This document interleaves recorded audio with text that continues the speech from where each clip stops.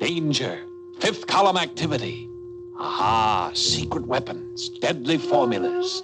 These are the forerunners of invasion. Say, what kind of an invasion is this?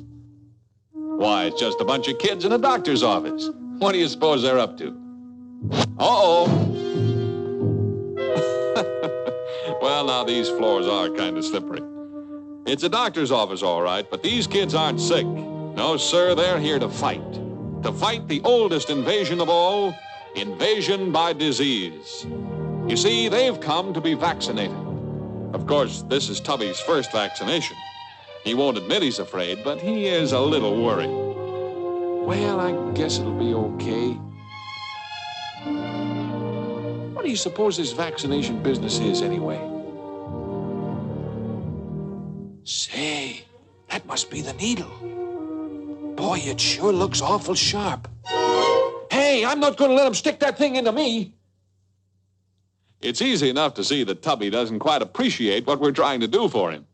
I think we ought to take things a little slower right at the start here and let him in on the idea. Explain to him what vaccination really is. And while we're at it, why don't we get the rest of them in, too, so they'll understand what's going on when it's their turn. It's nice of you gentlemen to drop in like this. As a matter of fact, we were just going to call you anyway. You see, the doctor's going to tell us a little story. A story about vaccination. He's going to show us just what goes on inside our bodies when we get sick, and how vaccination will help us get all set to fight off diseases even before they can sneak up on us. Now, in the first place, your body is a whole lot of separate parts, all brought together into one wonderfully organized machine. It's like some big city with a lot of separate buildings or factories. For instance, the heart is the central office for the distribution of supplies to the other buildings of the city. And the blood is really made up of many little workers, which the heart sends to the different factories. Come along over here a minute. We'll show you some of these little workers in person. Of course, we can't show them to you while they're traveling around in your body doing their work, but you can see them sitting still on this glass slide. First, we'll spread them out thin so as to get a good look. There.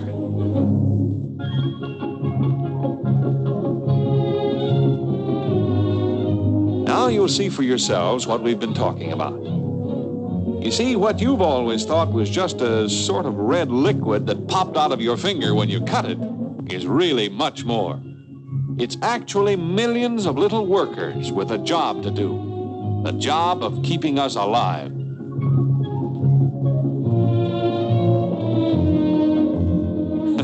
Looks like Rags here has a little bloodhound in him. Well, let's get back to our story of vaccination and see where we go from here. Let's see now. Here we are. We were just going to tell you about our veins and arteries and how they're like the roads and highways of the body. Because it's through them that the little workers get around to the different organs or factories and do their jobs. Remember, we said your body is really like a city, a model city, in which everything runs smoothly, and will continue to do so as long as it's left undisturbed. Undisturbed by the invader, disease.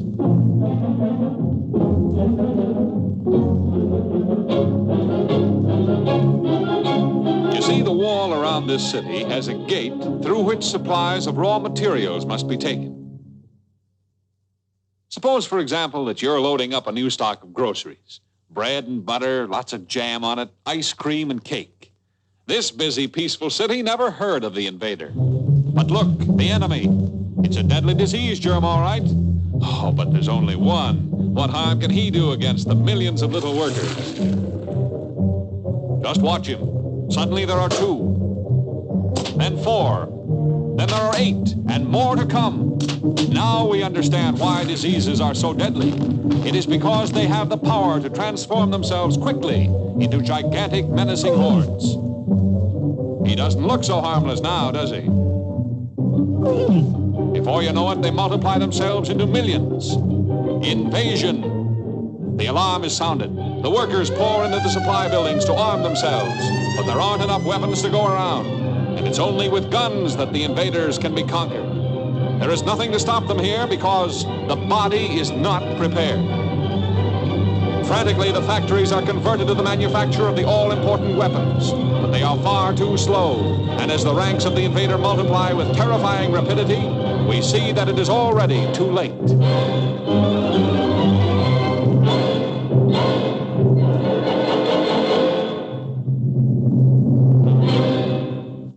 This city is blacked out forever, yet it could have been saved.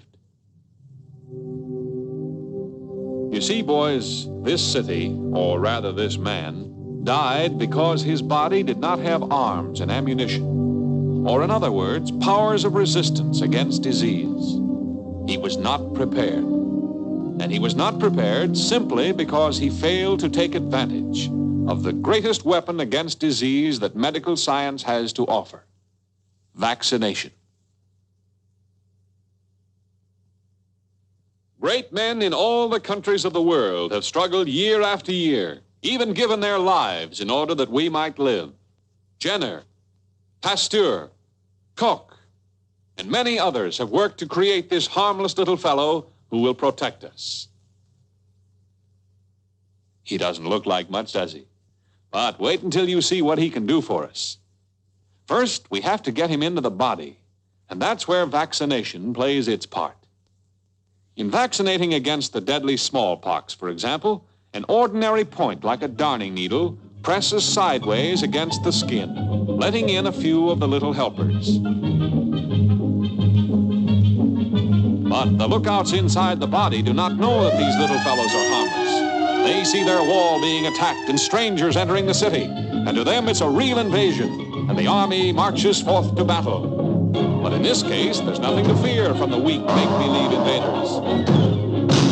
Nevertheless, the factories of the body immediately go on an all-out wartime basis.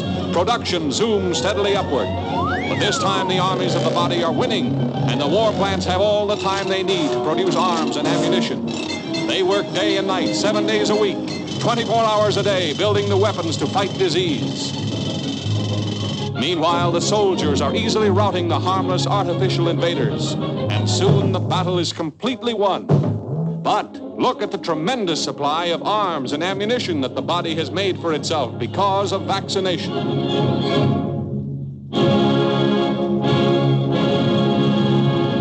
We're ready for the invader. Let him come. Now, suppose you should catch some deadly disease right out of the air itself, because eating isn't the only way the invaders can enter. They fly around on tiny dust particles or little drops of moisture. They're apt to be all around us, anywhere, anytime. But if you've been vaccinated, you don't have to worry, because your body is prepared against the invader no matter which way he chooses to enter. Here they come, airborne troops launching their deadly attack. They're sure of themselves, confident of their power.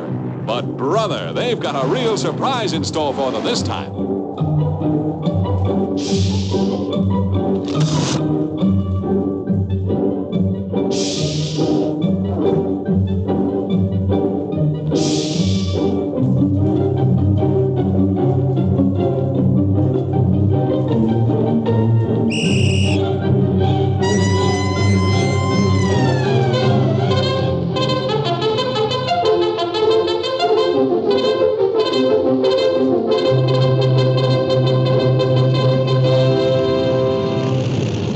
A modern mechanized army moving into battle, equipped with the deadly weapons that they have built up through vaccination.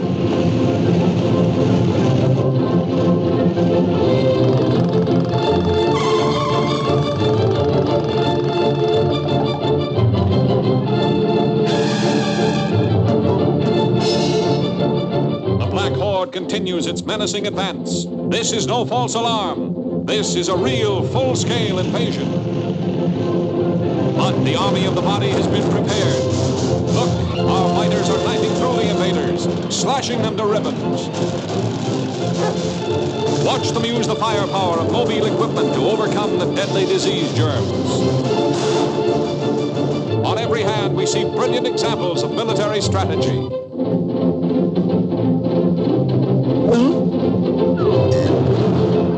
The death rattle of the vaccine gun is heard on all sides. backed up by the dull roar of the germ bomber. On they come. And now the paratroops, most up-to-date of all fighting men. Watch them take over behind the lines, highly trained by vaccination in all the tricks of modern warfare against disease.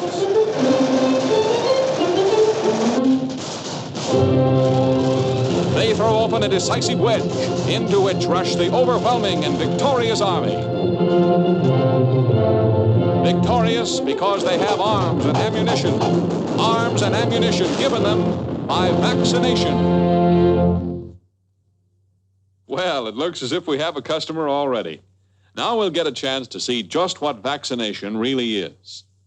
The vaccine, or as we have shown it, the little helpers, comes in a glass tube. We clean the tube with alcohol, and then we clean the arm.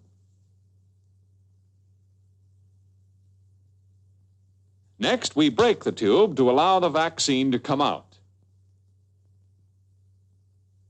Then, we put a drop on the arm and painlessly press it, not scratch it, into the skin. That lets the little fellas in, and that's all there is to it. Well, okay, what are we waiting for? Shucks, he knew there wasn't anything to it all the time. Let's go, boys, start building those Jeeps. I should have had this done long ago. Shoot it to me, Doc. I've had an invasion of fleas for years. Well, here they come. Wasn't half as bad as having your ears washed, was it? And yet those few minutes in the doctor's chair have made it impossible for the invader to attack. For these boys are now prepared. Inside each one, a powerful defense army has been mobilized, ready and waiting. V for vaccination and victory. Victory over invasion.